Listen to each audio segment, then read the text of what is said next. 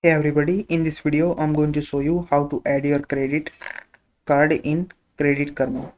So the process is very easy to do, just follow the step I'm showing and you will be able to add your credit card to the Credit Karma.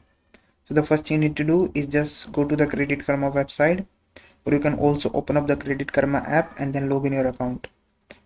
So from there, simply look for an account tab or a section. This is where you can view all your accounts linked to your Credit Karma.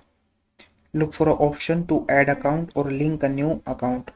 This may vary depending on the whether you are using app or website. So simply look for option similar to add account or link a new account. After this, choose to add a credit card. Credit Karma may prompt you to link your bank or credit card issuer. After this, enter your credit details.